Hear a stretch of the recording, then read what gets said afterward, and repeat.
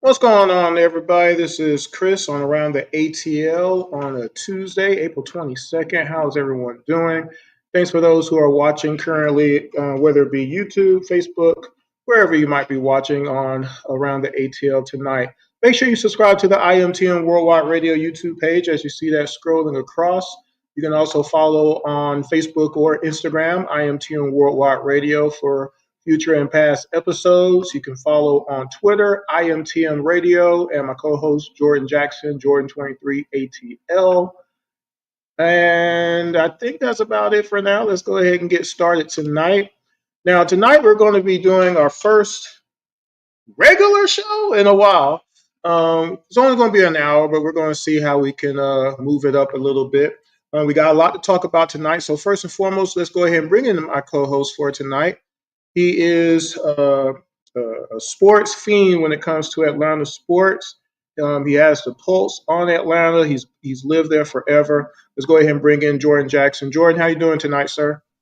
What's up, sir? I'm doing pretty well tonight. Out and around the ATL as per usual, as always. I don't think it's rare that I do this show from the same spot on consecutive shows, and that still isn't happening right now.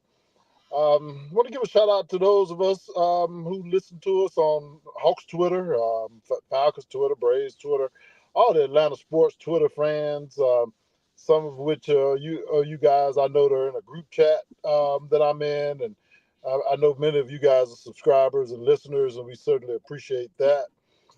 A lot going on in Atlanta sports as always. You know, we got baseball, we got in-game talk, we got off-season talk. So with that being said, sir, let's talk about these Atlanta and these Georgia sports. First things first. Some things happened over the last couple of days, right, Jordan? Just something, not nothing too big or anything like that. So the Atlanta Hawks. Let's talk the Atlanta Hawks organization. They made for themselves, I would almost say, an unprecedented move just per their history. They removed Landry Fields as the general manager of the Hawks. They also are searching for a president of basketball operations. What does this mean? Here is a statement from the owner, Tony Ressler himself. Every offseason, we evaluate how we operate and ways we can improve our organization. Quote, by the way, as we enter this pivotal offseason, we have several complex decisions ahead of us, and we are committed to providing the human and financial resources needed to ensure that we navigate these decisions with a high level of precision and foresight. Adding an accomplished senior level leader to provide strategic direction and structure, as well as partnering with ONSI and our talented front office, is a top priority. I would generally like to thank Landry for his leadership during his time with us. Landry made our franchise better and left contributions that have positioned us for growth. I am grateful for his dedication and wish him success in his next endeavor. End quote. There's a lot to unpack out of that, Jordan. What do you think about that statement from Tony Ressler, first of all? It's an interesting statement, and I mean, obviously, you should always be looking to improve and always be evaluating. But I will admit, I was a bit surprised at the decision, just for the simple fact that we had just heard from Landry Fields a day or two before with the press conference after the season press conference.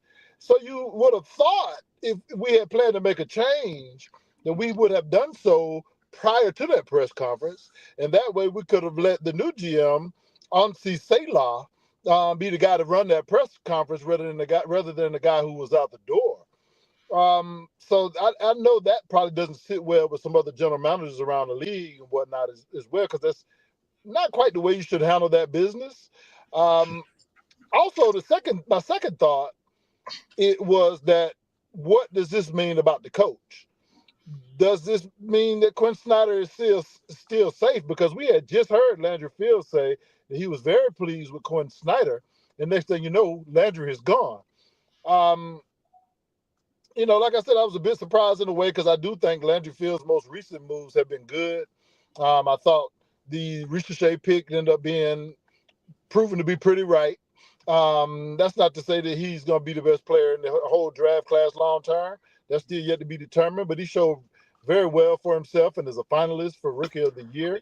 I thought he did a good job with the Dyson Daniels for DeJounte Diablo Murray trade, because you know, we had already made a bad deal by getting Murray, but he helped us recoup two first round picks and a defensive player of the year and most improved player of the year candidate.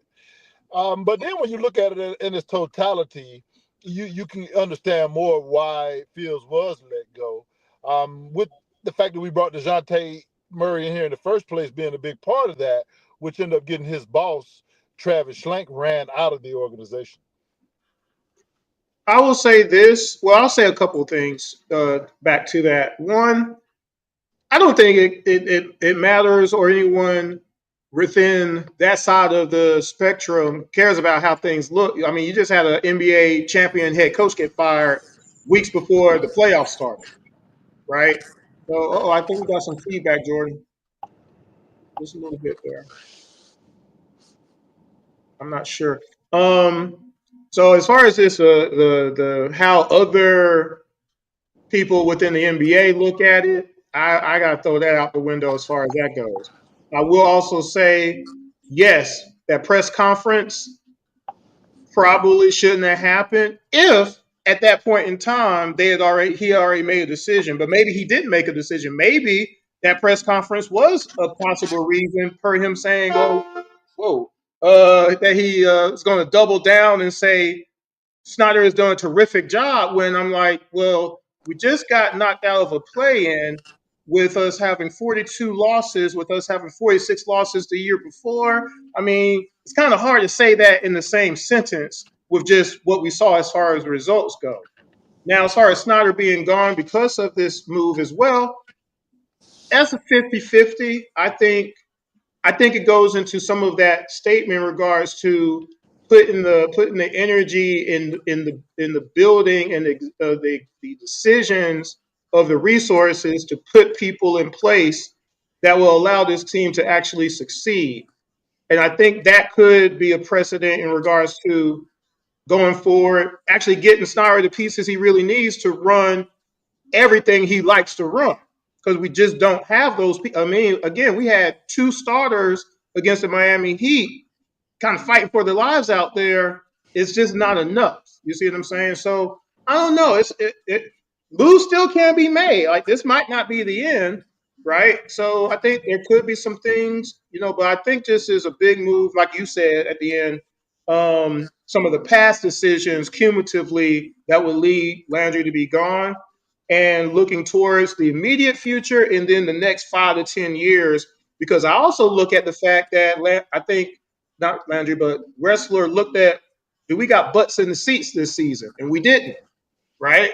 And I think he was looking at that too. He had to in this case, right? That wasn't something that he could ignore. So I think there's a lot of different factors in there, Jordan.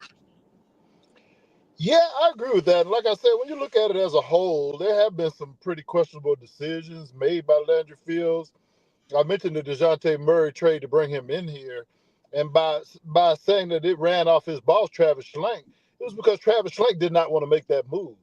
And Landry kind of went to the owners, and basically they sided with Landry, and that's what forced Schlenk out of the door. Also taking AJ Griffin with the 16th pick, looked promising after his first year, faded out after that, and now he's retired and has actually become a preacher, which I certainly don't, criticize him for him answering his calling. But at the same time, as a general manager, you got to do your due diligence and kind of know how much a guy loves basketball, how long you think he'll want to play basketball, and also we just needed a more defensive oriented guy with that pick anyway. Also, Kobe Buffkin with the 15th pick. I mean, we haven't gotten anything out of him in 2 seasons. He's been consistently hurt. Also, trading five second round picks, excuse me, for Sadiq Bey when you had a defensive player like Matisse Thybulle that was traded for a couple second round picks, in that same deadline. In fact, our trade might have been part of our trade for Bay because that trade was kind of combined with some other trades to make it into like one big trade. So, moves like that are part of the reason why he's out of here. Um, that being said, I'm not sure if Snyder will be retained or not. It seems like he probably will be. I don't know about them bringing in the pieces to play like he wants to play. They can certainly bring in more bench pieces to play like he wants to play, but at this point, unless we make some big move, the starting five is pretty much the starting five. Um, Obviously, I'd like to see us get a bigger center. It may not be a starter, but it needs to be someone who can match up against the bigger centers. And Quinn can't be afraid to play that bigger center more than even a Kongwu or play a Kongwu as some four some. To kind of neutralize our size disadvantage that really haunted us against Orlando and Miami too, to tell you the truth. Because Yeah. Bam not only was on the boards and Kongwu did a very good job against Miami, but then you also had Ware get a bunch of tip ins in that game, two in particular late that were key to Miami beating us in overtime and ending our season. So yeah, I'm okay with the move being made. There's something else. That's just I'm just agitated with when it comes to the Hawks and the Hawks fans. But I'll let you go right ahead, Chris, and speak your mind. It's coming. But I do want to mention Carson on YouTube. He said Landry leaned on making decisions as a collective, never taking accountability, never made a choice on his own. Solid won't let that happen. He comes from franchises that know how to let their GMs work. Carson also said Landry looked into the first pick and had to make the Dyson deal to make up for the deal he helped happen in the first place. So that's a little bit of word from Carson. Because you got to remember, the rules changed. The Hawks didn't have the worst record to get the number one pick, So I guess you can throw that in there for sure. The never taking accountability, though, that's a huge one. Again, at a certain point, you got to be able to say, my bad. And that's what I'm actually about to go into. And Jordan, guess what? I got video on these because when we talked about, and I actually Real quick, go ahead. Chris. I will just say I mentioned when Ansi Salah was hired from the Golden State Warriors, there was a chance that he was going to end up taking Landry Field's job and becoming the general You manager. did say that. Now Yeah. I didn't know it was going to happen that soon, but it certainly did come to pass. Go right ahead, Chris. No, no, no worries. No, I do remember you saying that for sure. So I am about to do something here that I've done. And if you watch Around the ATL and if you watch the most recent episode of Around the ATL side notes, where I actually went through the overtime of the Miami Heat game, there it is. One of the points of interest is, and I'll go ahead and reconstitute this real quick. I didn't get to see the Miami play-in game. I also didn't get to hear it on the radio because it was blacked out here, or whatever. So I only saw the box score from time to time. Okay, I checked the box score. I saw it. Then the next morning, a lot of you had you got half and half hoopla, half and half. You see two-way Trey, and Trey gets us into overtime and all this. But then you see Trey loses the game because he gives up this three because he didn't play good defense against Mitchell, which was bad. It was a bad defensive. Didn't play no defense on Mitchell. And he hit that three. But then I thought about it. I was like, I looked at the score and I was like, well, wait a minute. That didn't win Miami the game right there. They were up 120 to 114 already. So I was like, well, let me backtrack a little bit because what happened? What else happened in OT? Because I also looked at the fact that the Hawks only scored 8 points in overtime, and that was Trey on Okongwu. But 17 points Miami scored in overtime Trae Young gave up that three, so that's three. So what about the other 14 points? Let's find out. Here's the first shot in overtime by the Miami Heat, everybody. Mitchell using the out-of-bio screen. Kicks it out. Highsmith for Hero. Bottom. It's a three. You know what I saw right there? I saw Dyson leave his man for some reason and left Tyler Hero wide open. Here's the second shot of overtime by the Miami Heat, everybody. Davion Mitchell, formerly of the Sacramento Kings and Toronto Raptors, lines it up. He hits a three. Where was Okongwu on that play? Was he up to be able to come and cover the new man because Bam set the screen? Was he guarding Bam at all in that position, or was he sitting in the paint? When you play basketball, you either switch or you come up on the pick. Okongwu did neither because why? We don't have a big man coach. Him and Clint Capella, they've been doing that forever now. That's a fixable issue right there, and we don't fix it. That's why the league does so well against the Atlanta Hawks on pick and roll. Here's the third shot. To the big Okongwu. 7 to shoot. Hero. Mitchell. Again! Davion Mitchell is lethal! Dyson Daniels, again, is not on his man. He had Mitchell. He's standing in limbo while Okongwu has Tyler Hero. Tyler Hero wasn't going around, going nowhere. He was just dancing. Okongwu had him. If he's going to double team someone, double team him. He just stood there, and Heroes just said, okay, well, you're not going to do nothing, Dyson. Just threw it to Mitchell. He hits the three. Here's the fourth shot of the overtime against the Atlanta Hawks. There's Wiggins picked up by Okongwu. 8 to shoot. Wiggins wants to dance. The floater is good. Miami pulling away from Atlanta. I posted that clip in a Facebook page for the Atlanta Hawks. You know the three excuses I heard? It was a broken play. It was luck. And where's Trae Young? That was a one-on-one against Okongwu that Wiggins drove on Okongwu and hit a floater. And I'm supposed to believe that was a broken play. That was luck. And Trae Young was supposed to step in and guard Wiggins at that point, who Trae was on his man. Now, after all of that, guess what? That's 14 points. No, that's not 14 points just yet. Here's the 14th point. My bad. So many momentum changes. 117 to 114. Miami. Hero. On target. Both teams making big-time shots. That entire possession, Dyson Daniels wasn't even looking at Tyler Hero. Wasn't even looking at his man. And he left him again. And guess what? The ball swung. Tyler Hero hits another three. Now, at this point, 14 points have been scored against the Atlanta Hawks in overtime to get to this final shot of the game. To crush the Hawks. Hero ball fake. Shot clock winding down.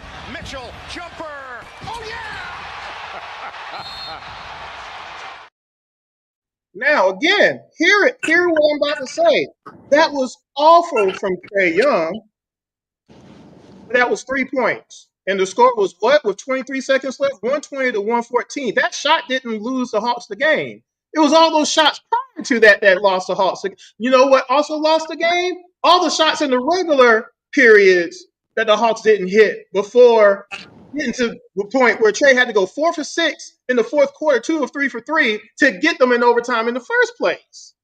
But you don't hear any of this. I don't know why. I don't know why.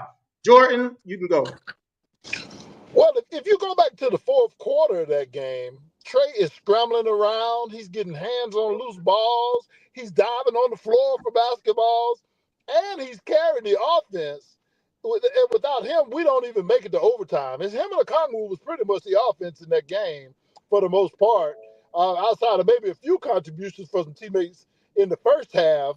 Karis LeVert had a good first half, but didn't score but 3 points in the second half. So all of a sudden, you go from two-way Trae scrambling to because he doesn't contest a shot at the very end to, it's all his fault because of his defense. And like you said, granted, it wasn't good defense, but honestly, the guy missed the shot. Now, people say, well, he should have boxed out. You try boxing out a dude running full speed from the three-point line, okay? Some of you guys haven't played competitive basketball and it shows. Now, maybe Trey could have squared up a little bit better on that rebound and caused Mitchell to have to try to come over his back to knock it out, to grab it out of his hands or to tip it. But that's not easy to do either in real time. And the fact of the matter is, and I'm not trying to make excuses for Trey, it wasn't a good play, but the man is probably gassed. Like I said, he had to carry the offense, brought us back into a game. We were down 10-0 to start that ball game. And, and he's running around diving for loose balls and stuff in the end of the fourth quarter to help us get to that point. And so, some of you guys have unrealistic expectations that guys can just carry an entire offense and, give 1,000% on defense at all times. That would be great if everybody could do that. But there are very few in history that could do that. And in fact, even Michael Jordan and Kobe Bryant, who were probably the two best two-way basketball players when it comes to perimeter guys, they didn't have a load of having to dribble the ball all the time and having the ball in their hands to the level that Trey does. They played in a triangle offense that utilized motion, and the ball went through everybody's hands. Went through the high post, and they made reads and reacts off of it. And so, this thing is getting old. Just blame Trey for everything is getting old, Chris. It really is. Well, here's the deal. I don't make no excuses for the lack of defense in that particular moment. It was bad. It was ugly. I said that. I said that on my review the other night. But the fact that nobody wants to use anybody else's name as far as accountability for that overtime is what makes me angry. Okay? Because you saw Dyson Daniels leave 3 people open for 9 points. Okwangu gave up 5 points in that overtime, and Trey gave up 3. Okay? So it wasn't just Trey out there, was it? You see what I'm saying? Like, there was other players out there, and that's why I continue to say there's no film that you could ever show me where you could see one player playing 12 other people on the basketball court. And guess what? I'm going to show just a little bit more because, again, some people don't like to read. Some people don't like to look at stuff. Maybe they like video more. So I'm going to give you a little bit of a taste of one of my game reviews against the Dallas Mavericks on April 2nd, because I want you to explain to me how all of these shots I'm about to show you are Trey Young's fault. Okay? So I'm going to start in the first quarter of that Dallas game, a game we lost by 2 points, by the way. Okay? Here's the first shot given up by the Atlanta Hawks in that game. I'm going to just run through these real quick, folks, okay? 24 points per game this year. And the crazy thing about it is, as Davis shoots and hits a corner 3. That was Anthony Davis hitting a corner 3. Here's the 5th shot in the first quarter of that game that was hit.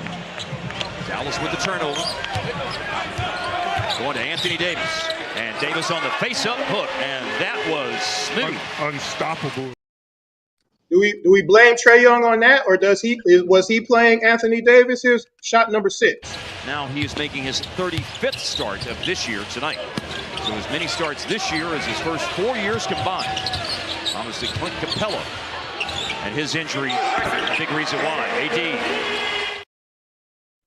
Shot number 7. And then an easy putback attempt for Okongwu also came up short. Chili dipped a couple of them. Oh, here's a spin move by the landlord. Daniel Gafford, nicely done. First shot, second quarter. What has this chance been like for you to get that opportunity and perform the way you have with the Mavs? It's a dream come true. Unfortunately, good pass. Knock that down, Caleb. Unfortunately, Did you see Karis LeVert leave his man, fall all the way to the other side of the paint of the free throw line to let Caleb hit that 3? That was Trey's fault too. 7 shot, second quarter. Gafford sets an early screen. Some help from Niang Dinwiddie. The decision and a good one. Leaving for Gafford in the paint. Hart. What was Niang doing there, right there, folks? Here is the 7th shot in the fourth quarter. This is important. I really want you to pay attention to this, okay? Because we have a 3-point lead at this point, okay? In the fourth quarter, with 49 seconds left, and Klay Thompson has the ball. Trey is with him. AD sets a pick on Trey Young. And instead of coming up again, Okongwu stands there and lets a Hall of Famer hit a three instead of coming up and contesting the shot to tie the game. Watch this. AD. Okongwu defending. A handoff to Clay. It's good! It's tied! Okongwu didn't even get off his feet. He just stood there and let him shoot the ball. But worse than that, here's the last shot of that game against the Dallas Mavericks that we lost by 2 points. Trae Young's not even on the floor at this point. Thompson, Davis, Martin, and Hardy are the targets for Dinwiddie. And it goes into Davis. And it's Anthony Davis driving. It's in there! 3.4 to go. It's not a walk-off yet, but it's a 2-point lead. Anthony Davis was never double-teamed in this game. Okongwu gave up 35 points in this game, folks. Trae Young gave up 13. Is 35 more than 13? Until you start attributing some kind of accountability with other players on a night-to-night basis, you have no argument about what happens on the court, because it's 5-on-5. It's not 1-on-5. It's never been that. And Trae is not a good defender, but he's not the worst defender on our team every night. One, he doesn't give up all the points every night. He just doesn't, and I can show it to you. Jordan, anything you have to say about those clips there, sir? I mean, it just goes back to the overall theme that we got to be better and we need more size. Because Okongwu plays hard and whatnot, but it's just certain guys he can't do anything with because of the size.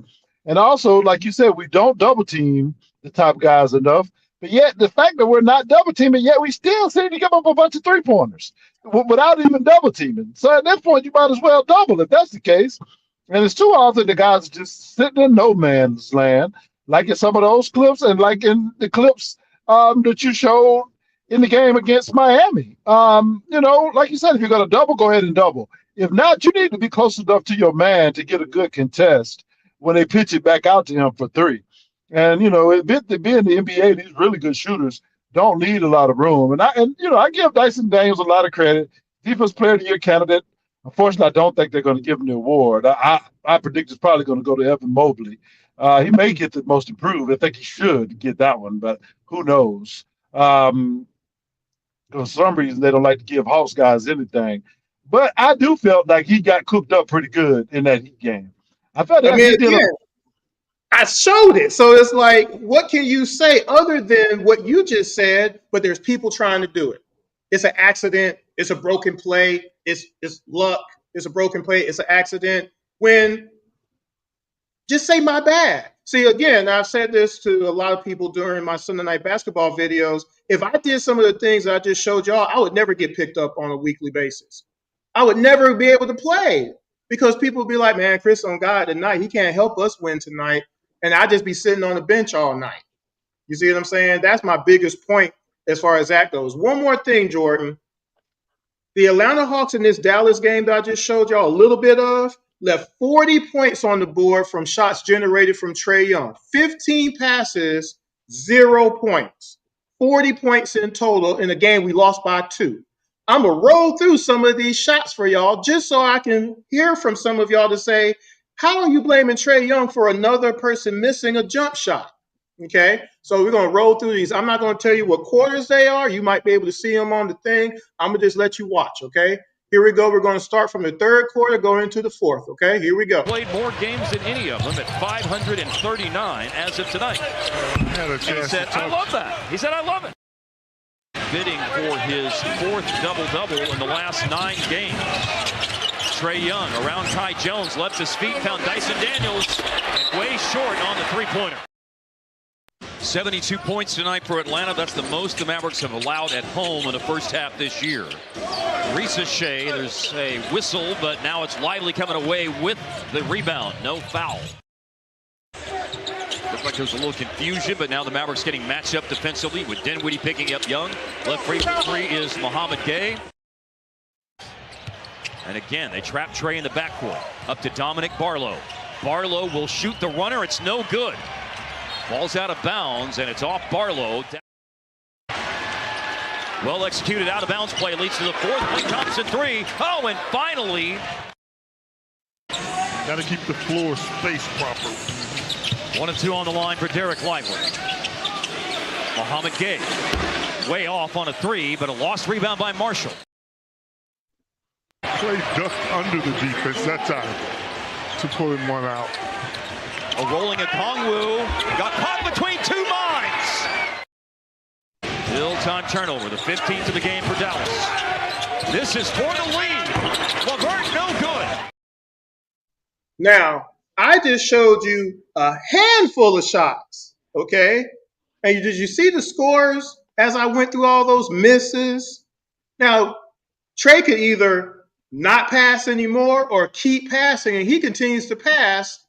He had 12 assists in this game despite that, okay? So, again, how do people continue to blame Trey and Trey alone for losses that we incur when I just showed you the Hawks leaving 40 points on the board from passes generated from Trae Young? And over this season, they averaged between 25 and 40 points a game on missed shots generated from Trae Young, which is why he leads the NBA year after year, 21 potential assists a game from simply missing shots. And I'm sorry, that's one of the things that we need somewhere on our team to hit regularly. All right. So again, just had to bring those things out tonight just to do this first half of around the ATL. Jordan, any parting words on Hawks Talk before we move on? Well, to go back to what I was saying, I thought Dyson played good in the Orlando playing game, but he got cooked as the film showed in the Miami game. But people want to blame Trey for that and for those two losses and the fact that we didn't get to the playoffs. It is just not fair to me. Sure, it would have been great for him to have a game where he hit 49 points and had 12 assists or whatever, and he wasn't able to do that. But the defense geared up on him, a very big physical Orlando team and a very good, well-coached Miami team. But the main reason why we lost that ball game is because our two young forwards were not ready for prime time. In two playing games, our starting forwards combined for 20 points, 9 rebounds, and 3 assists. I'm not talking about 20 points, 9, and 3 assists per game. I'm talking about combined over 2 games. So you're talking about 5 points a game. You're talking about 2.5 rebounds a game and less than 1 assist a game per player. Okay, that's the reason why we lost that game. Ricochet was good all year, but he did not play well in the play-in. He shot 3 for 21 in the 2 play-in games. And so, you know, the blame everything on the star player is a unintelligent fans first take argument. And this was something I had to say on Twitter. So it's a little lengthy, but I'm gonna get through it quick as I can. Okay, Tatum has Brown. Steph had Clay D and KD. Giannis had on fire Middleton and Drew. Bron had AD, Wade, Bosh, Kyrie, Love. Kawhi had Siakam. Duncan had Robinson and Kawhi. Dirk had Jason Kidd. Kobe had Shaq Gasol, Glenn Rice. Paul Pierce had KG and Ray Allen. Wade had Shaq Alonzo and Jay Will. Hakeem had Clyde. Jordan had Pippen and Robin. Bird had Mikael Chief and Dennis Johnson. Magic had Kareem and Worthy. Zeke had Dubois and Robin. Dr. J had Moses. Bill Russell had between 4 and 8 Hall of Fame teammates. Okay, even in teams that lost in the finals, Luka had Kyrie. Booker had CP3. KD had Russell James Harden. Dirk had Steve Nash.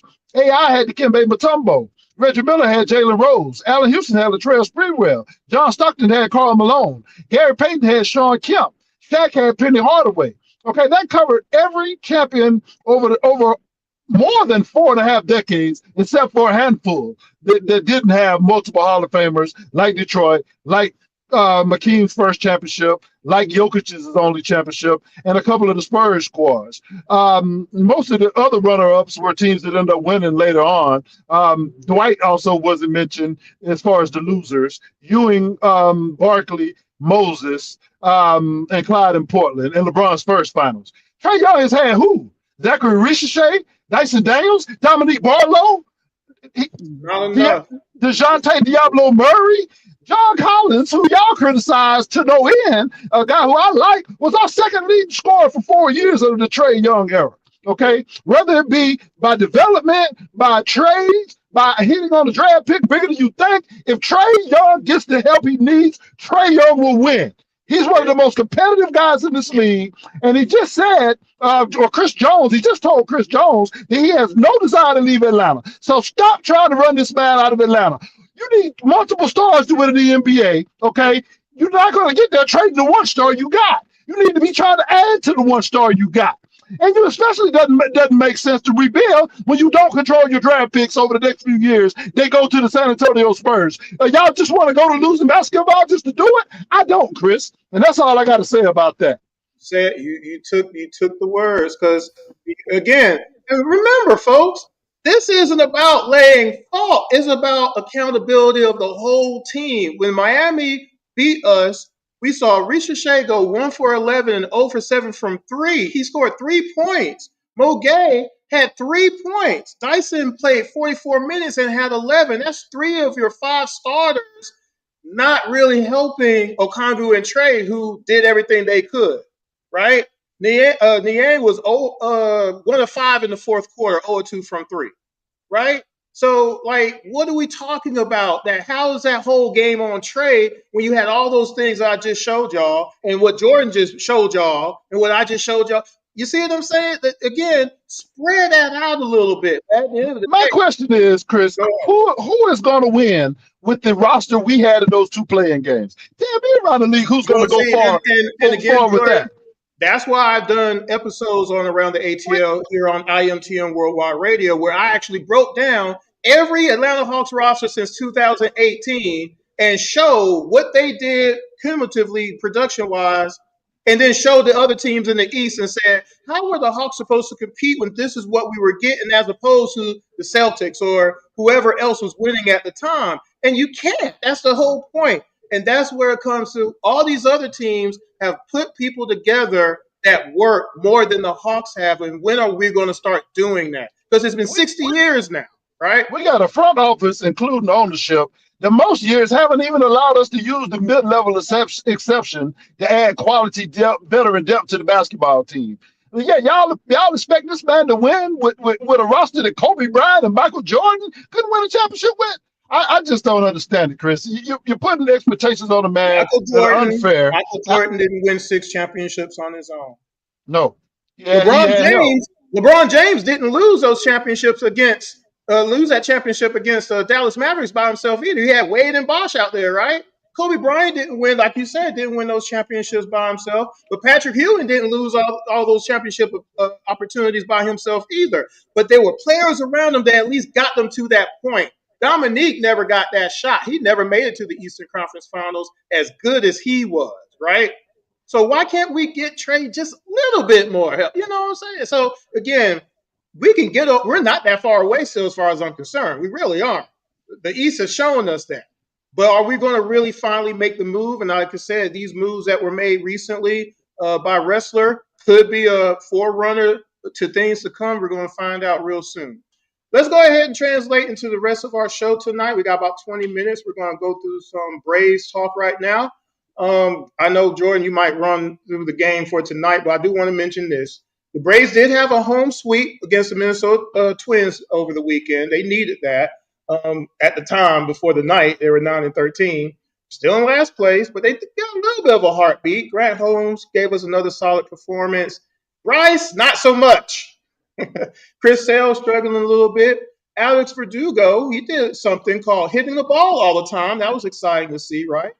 But right now, still, what are we going to do with Kellenic? I don't know. Nick Allen is hitting at least 250. That's better than Arcia's 222. Ozuna is hitting 323 with 4 homers. Riley 278 with 6 homers. Drake, the rookie catcher, he has 2 home runs so far in his young career. Actually, I think that might be more than that. Sean Murphy, he's hitting 205 after that hot start.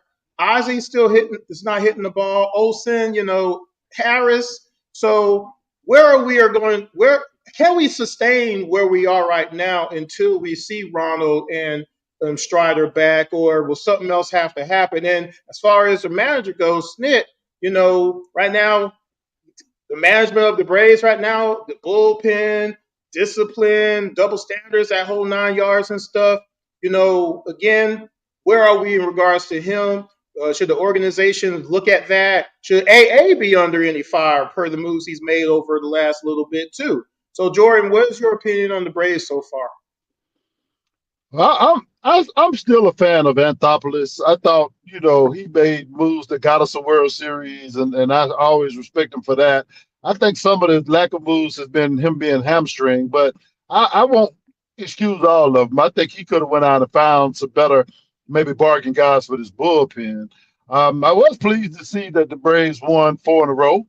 I was pleased to see that they were 9-6 after an 0-7 start. That's dropped to 9-7, unfortunately, tonight, as they lost 4-10 against the St. Louis Cardinals. That game was knotted up at 4 until the 8th inning when De Los Santos gave up 3 earned runs. And then Nathan Wiles came in the 9th inning and gave up 3 more. So it went from a 4-4 game to a 10-4 loss, unfortunately. But I have been encouraged. Sean Murphy did homer tonight to kind of get back on track. Matt Olson also homered tonight. So they're showing some signs. I do worry about the fact that Spencer Strider has gone down already, got hurt playing catch, and is now on the disabled list because that just means more Bryce Elder, unfortunately. We also had, ironically enough, a guy named Scott Blewett start the game tonight and give up 3 runs. 2 runs in just 3 innings. So, bullpen game this early is not necessarily a great thing, but long season to go, and they are showing signs. So I'm very much happy about that. We're going to see. It's just April, so you never know. Jordan, do you have any Atlanta United news for us tonight? Yeah, fortunately, it's not great news on that front either. Atlanta United did fall to Philadelphia 3-0. That dropped United's record to 2 wins, 3 draws, and 4 losses, which is one of the worst starts United has had. And the weird thing about this particular match was Atlanta controlled possession in this match. They possessed the ball 71.2% of the time to just 28.8% by Philadelphia.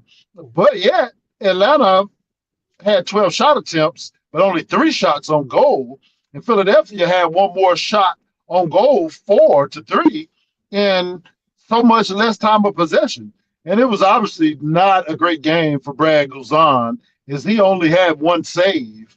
And Philadelphia had 3 saves. And they beat us 3-0. So the fact that he only faced 4 shots on goal and gave up 3 goals really hurt us. And also along with the fact that we're able to have so much possession, but not actually score off of that possession. And so the United has to get it together, sir. 5 stripes are not off to a stellar start. Yeah, I think this is probably going to be a sign that this is probably Brad's last season behind the goal there. I just think I think it's time for the move. We'll see what happens. The Atlanta Vibe. Big things happen with the Atlanta Vibe volleyball team in Atlanta. Professional volleyball team there of the Professional Volleyball Federation. First of all, if you have not seen it yet, you need to go watch the Leah Edmond interview, who was the first MVP of the Professional Volleyball League on around the ATL a couple of weeks ago. So if you go to the IMTN Worldwide Radio YouTube channel and go to the videos page, it's the first one listed. She talked about playing for a championship this year as they're already playoff eligible, what it means being a professional athlete in Atlanta, being a role model to other young women who play volleyball, and a whole lot more. So make sure you watch that interview. They have an 11-match win streak, the longest in history of the Pro Volleyball Federation. April 19th, they win again, this time against the Omaha Supernovas, who weren't that super. They didn't even score. The Vibe won 3-0. Leah Edmond had 14 points and 7 kills. Aiko Jones had 15 points and 14 kills. And Tia Tuaniga had 2 digs and 4 assists. So their next match is April 26th at Gas South Arena in Atlanta. So make sure you go and get your tickets because, again, they're already in the playoffs. So you need to make sure you go and support them. Jordan, we haven't talked Atlanta Dream basketball in a minute, but their season is about to get started.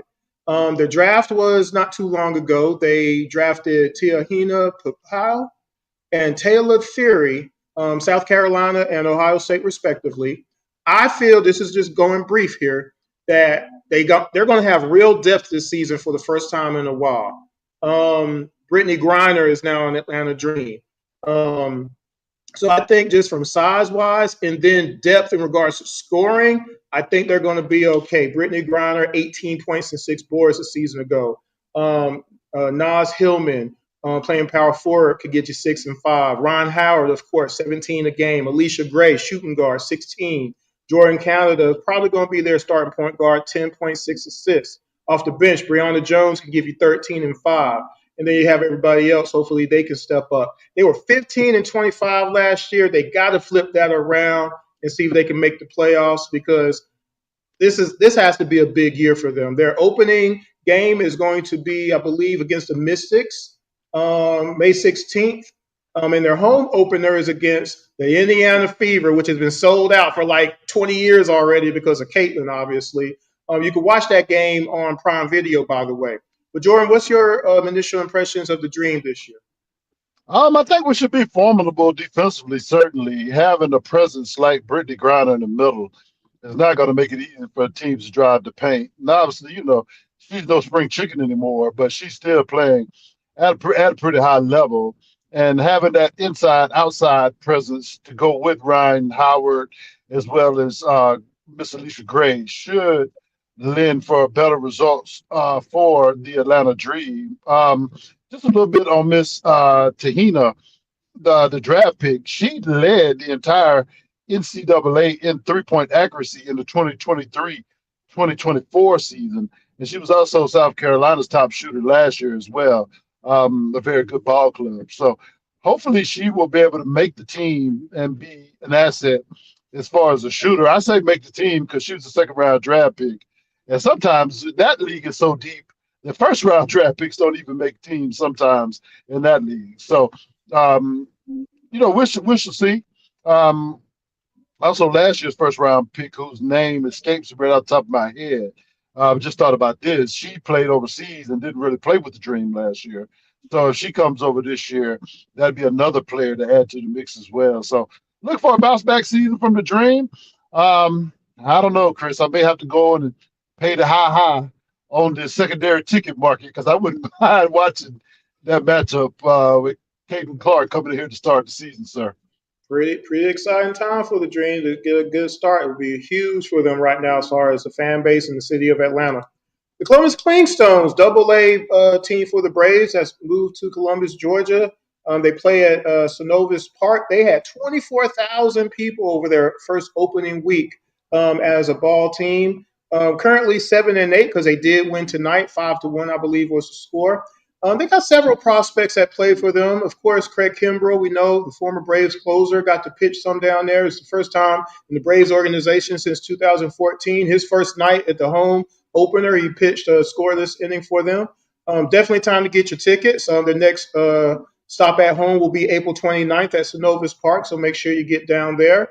Any quick notes in regards to the Clingstones, Jordan, just in case you do have some? Oh, well, just shout out to the Clingstones. I'm very happy that they've been well received by the community, well attended, and just looking forward to seeing some of the young prospects come through, as well as some of the more rehabbing veterans. Maybe Ronald Acuna may stop through there one on his way back. We don't know. Maybe there, maybe Gwinnett, maybe both. Um, and I don't know. But I tell you what, those of you who do have a chance to go, catch Kimball while you can because he's been pitching pretty well down there, and I don't think he's going to be there long, Chris. Yeah. So, last but not least, the Columbus River Dragons, who are already in the playoffs, they actually just won recently to advance. So, they're going to be back in Columbus at the Civic Center pretty soon. But the way they advanced was beating the Athens Rock Lobsters 4-2. Cody Whitline had a couple of goals in there. Their next game is actually going to be April 23rd, which is tomorrow at the Columbus Civic Center. Game starts at 7:05 against the Carolina Thunderbirds. So you want to see some playoff hockey, you're in Georgia, you need to come on down to Columbus, Georgia, and go to the Civic Center and watch some playoff hockey and support the Columbus River Dragons. So as we get ready to kind of wrap up the show tonight, actually we got a little bit of time. Is there anything you wanted to go back over or emphasize, Jordan? Well, I know we're going to talk Falcons draft on the upcoming draft show, so I won't go there, but I just do have a couple quick Falcons notes. They did sign former Chargers quarterback Easton Stick um, to the roster. Probably more of just a camp arm, but we'll see if that means anything for Kirk Cousins. And speaking of Kirk Cousins, he actually did show up to a mini camp, which many had been reporting that he wouldn't. And I get why they thought he wouldn't, because his agent is probably trying to tell him to make things as difficult as possible so he can go and get a trade out of there. But at the same time, Kirk really isn't that guy by nature, for real. And so it's kind of hard for him to stay away. And he probably wants to be there to show other teams that, despite the circumstances, he is still a team guy. Just in case there's some team looking at him that wants to bring him in as a starter, but also will want him to mentor maybe a young quarterback they draft in this draft, or maybe a young quarterback they already have on their roster, but they just think is not ready to be the man yet. He's a professional, you know what I'm saying? And that goes a long way that, especially in this generation, most people aren't. They don't care about those type of things. But it's good that because officially he's still part of the team no matter what. Until he isn't, he is. So why wouldn't, well, again, like you said, his agent would probably be like, no, you can't go. But Kurt is like, man, I'm going. This is my team still. So we'll see how that plays out at the end of the day. And just kind of finally, again, with those who just hate Trae Young so much, a young man who's done nothing but be one of the best in Hawks history and NBA history, and just wants to win a championship. He's been saying that since Summer League 2018. Why do you hate him so much again? Because, again, there's nobody saying anything about Tony Delk or Kirk Heinrich and the numbers they put up, or Mike Bibby and those 10 points and 3 assists he used to give us, right? And nothing wrong with that. But when you're talking about comparing apples to oranges, there is no comparison with the best point guard in Hawks history, flat out. And one of the best in NBA. There are no point guards averaging 25 and 10, people. In NBA history, there's only one doing that right now, and that's Trae Young. Steve Nash didn't do it. Magic Johnson didn't do it. Russell Westbrook did not average that for his career either, folks. Go look. Chris Paul didn't do it. Jason Kidd. None of these point guards are doing what Trae Young is doing. There's only 2 NBA players, by the way, that are ahead of Trae Young. Well, I guess 3, Oscar Robertson. But 2 that are still playing, that are ahead of Trae Young in 30-point, 10-assist games in NBA history. And one of them is LeBron James. The other one is James Harden. So if you say Trae is terrible, you have to say LeBron James and James Harden is terrible too. Okay? And nobody wants to do that. So why do you keep doing that to Trae Young when he's done nothing but say, I want to be in Atlanta? He's never said anything bad about Atlanta, has he? No. He's never said he wants to get out of Atlanta or even hinted at it, really, right? So he is endeared to the city of Atlanta and wants to win. Why do you want to keep pushing him out when instead of, why don't you want to see him get players? Because, see, Dame Lillard stayed in Portland for 12 seasons, didn't he? They didn't do anything for him out there either. And, of course, our very own Dominique Wilkins was here until he got traded out unceremoniously to the Clippers, of all teams. And what did we get out of that? We all know what happened there, right? So, again, I just think that if you're going to lay blame, lay it equally on everybody. My bad. You see And what the I'm fact saying? of the matter is, people Right? complained about Trae Young not being a leader, but he showed you that leadership this year. You saw him be more vocal on the floor. You saw that before the season even started, shortly after the draft, he took Zachary Ricochet out to Oklahoma to hang out with him, to work out with him. He took younger guys under his wings, and he likes this team. We needed. The fact is, Jalen Johnson was averaging 20 and 10 when he went down. That's a lot off a team that already wasn't the deepest team in the world, and we need him. But like I said, guys, you got to have multiple stars to win a championship in this league, especially to win multiple championships. That's been proven time and time again. So why do you want to get rid of the one star we have rather than try to add to And, it? and by the way, Jordan, sometimes you can still have really good players on your team and you still don't win, right? But at least they had a chance. I just want to see the Hawks have a chance. Make some Right. moves, whatever they are, and see if they will work. Because up till now, we haven't gotten that. We haven't. No one in their straight mind can say, you're right, not whatever you want to say. I'm tired now. but oh, well, Trey had the best opportunities per this, and this being built. No, Trey keeps passing the ball. He's never going to stop passing the ball, people. Y'all know that, right? We Right. But just need more. Again, we don't have a backup point guard for 7 years. How is that possible? We have not drafted a 7 foot or taller center but 3 times since 1996. Okay. And we should get another perimeter defender to maybe come off the bench and or a pure shooter. You got Zach LaVine out there shooting 50% as a shooting guard. We have Dyson Daniels on defense. We need someone else who can hit shots on a regular basis. We can't. This is why on the game review I did for Dallas and Hawks, I stopped my review and actually went for the month of April. Here's each game that all these players had, and here's the irregularities that I'm talking about. You see what I'm saying? We need it to where we have good games and good games and good games and good games, not good games and bad games and bad games and bad games and good games and bad games and bad. We have to, because other teams do that to us all the time, right? That has to be evened out for us to be able to compete against these teams. We were fifth in the East at a certain point, folks, this season. We were beating everybody. Nobody wanted to play the Hawks, right? And then all of a sudden, it wasn't like that. So at the point where that evens up, again, like Jordan said very vehemently, if you give Trae Young pieces, we will win. Because guess what? In Trae Young's third season with the roster that we had, we were 2 wins away from going to the NBA Finals. And we have done nothing but go backwards since then. If we could ever trend up again, we would be an unstoppable team in the Eastern Conference, and that's all I want to see. I don't know about the rest of y'all. So the matter of fact is Trae Young was second in the NBA this season behind Jokic in overall points created.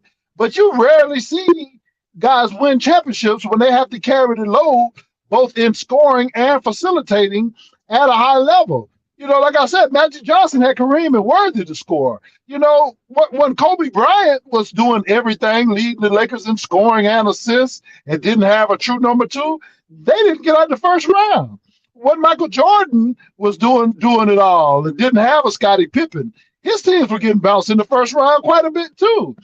You know, you can't expect this man to do it all. If the Hawks could ever get their hands on a true number one scorer, a guy who Trey will defer to, a guy he knows can get it done. Okay, and Trey could become the number two scorer while still facilitating. That's a championship formula right there.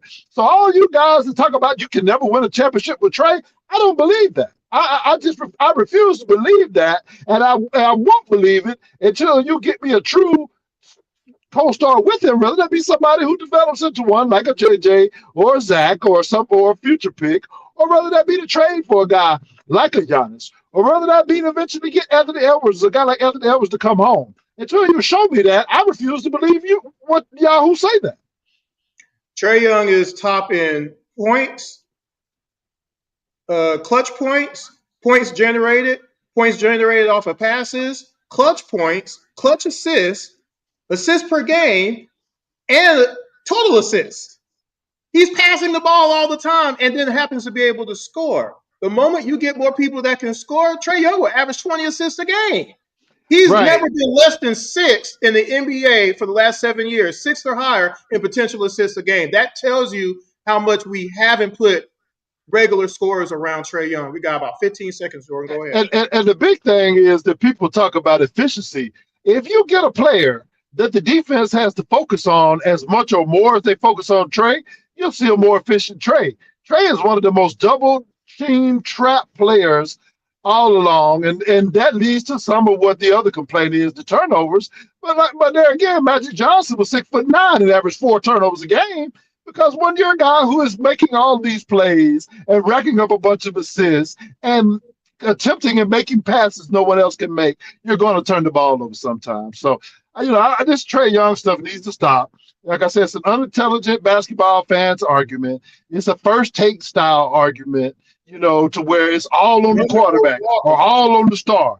And that's just not the case when you really look at the nuance of it.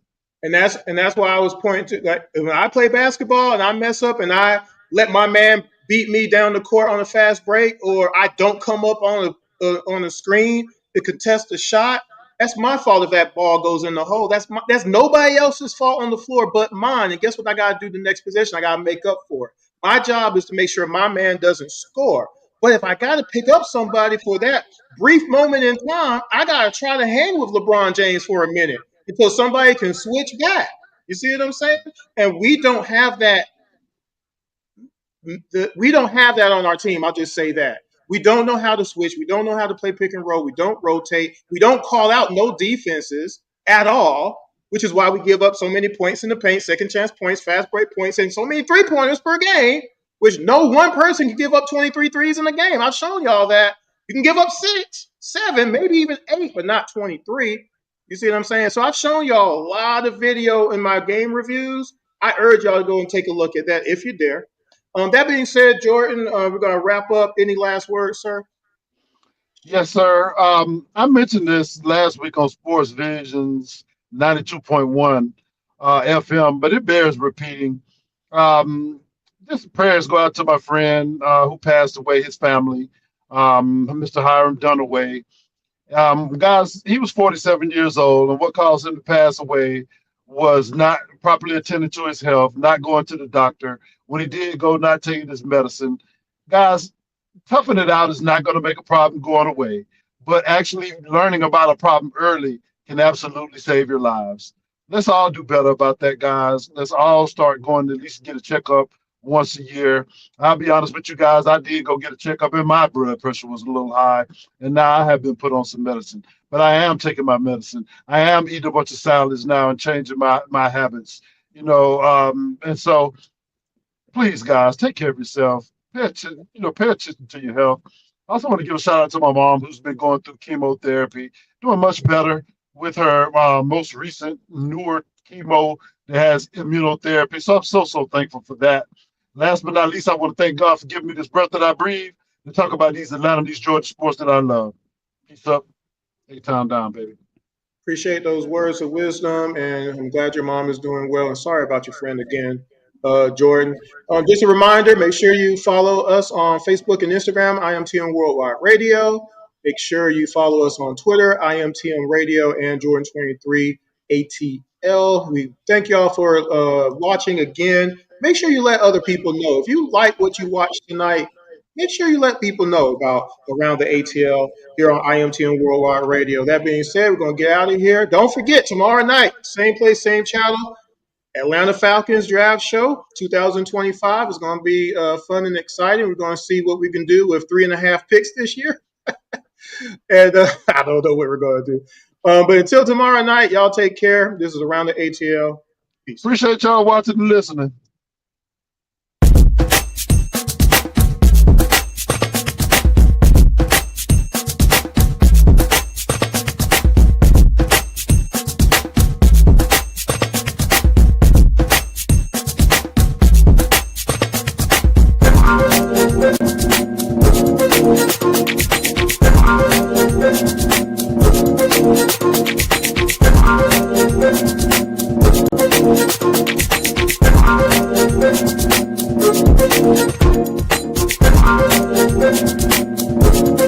Thank you.